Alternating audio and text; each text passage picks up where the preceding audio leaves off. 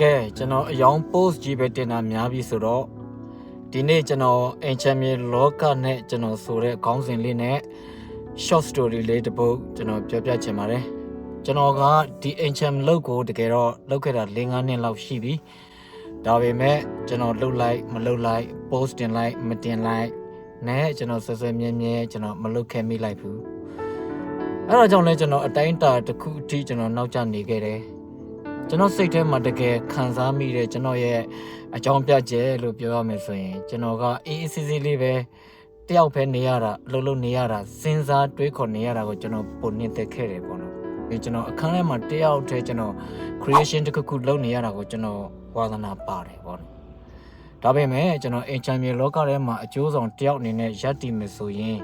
လူများကြားထဲမှာပြောဆိုသွားလာပေါင်းတင်ဆက်ဆံညှိနှိုင်းတာတွေလုပ်ရမယ်လေဆိုတော့ဒီလောက်ကကျွန်တော်နဲ့မကိုက်ညီဘူးလို့ကျွန်တော်တွေးမိတယ်ဒါကြောင့်လဲကျွန်တော်လှုပ်ဖြစ်လိုက်မလှုပ်ဖြစ်လိုက်ဖြစ်ခဲ့တာပေါ့နော်အခုတော့ကျွန်တော်အဲ့ဒီအယူဆတွေကိုကျွန်တော်ပြောင်းပြန်လှန်ပစ်လိုက်ပြီဒါတွေအားလုံးကျွန်တော်လေ့ကျင့်သင်ယူလို့ရတယ်ဆိုတာကျွန်တော်နားလည်သဘောပေါက်သွားပြီဒါကြောင့်ကျွန်တော်အရင်ဦးဆုံးကျွန်တော်ရဲ့စိတ်နဲ့စိတ်ထားတွေကိုအရင်ဦးဆုံးကျွန်တော်ပြောင်းလဲပစ်လိုက်တယ်ကျွန်တော်ရဲ့စိတ်ရဲ့နေစိတ်ထားအမှုရာအပြောအဆိုအလေ့အကျင့်လူများနဲ့ဆက်ဆံတဲ့အခါမှာတီးခံနိုင်တဲ့စွမ်းအား